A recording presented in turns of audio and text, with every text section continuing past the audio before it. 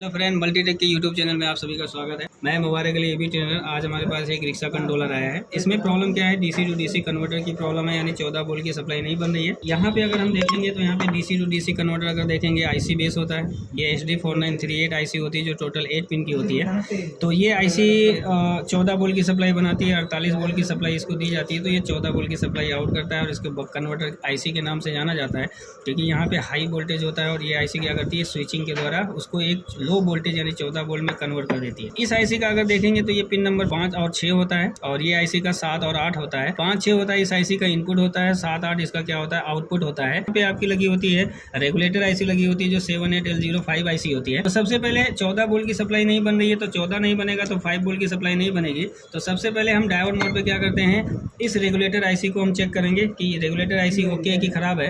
तो मल्टीमीटर को यहाँ पे डायोड मोड पे सेट करेंगे, यानी रेड वायर को ग्राउंड पे लगाएंगे और आईसी के पिन नंबर 1 और 3 को चेक करेंगे। तो यहाँ पे 400 प्लस अगर रीडिंग आती है तो रेगुलेटर आईसी ओके होती है। तो यहाँ पे देखेंगे 506 आ रहा है और इस वाले पिन पे चेक करेंगे तो यहाँ पे देख सकते हैं कि 0.010 आ रहा है। इसका मतलब ये वाली जो सप्लाई दिखा रही है वो शॉर्टिंग दिखा रही है। इस चीज को कंफर्म करने के लिए मल्टीमीटर को बीप पॉइंट पे सेट करेंगे। तो यहाँ पे अगर चेक करेंगे तो बीप नहीं आना चाहिए। यहाँ पे देख सकते हैं कि ये आईसी बीप साउंड दे रही है, यानी 14 वोल्ट की जो सप्लाई है उस वाले पिन पे बीप साउंड आ रहा है। बीच वाला पिन इसका ऑलरेडी ग्राउंड होता है, 2 पिन इसका ग्राउंड नहीं होता है, सिर्फ 1 पिन इसका ग्राउंड है। तो इसका मतलब कि ये आईसी शॉर्ट हो सकती है या ये DC to DC converter IC short हो सकती है, क्योंकि यहाँ पे ज़्यादातर जो कंपोनेंट लगाए जाते हैं सीरीज लगाए जाते हैं, पैरेलल कंपोनेंट्स बहुत कम लगे होते हैं। तो ज़्यादातर यही चांस है कि या तो ये आईसी शॉर्ट है या आपकी DC to DC converter IC short है। तो हम क्या करेंगे, सबसे पहले रेगुलेटर आईसी को निकाल के शॉर्टिंग को चेक करेंगे।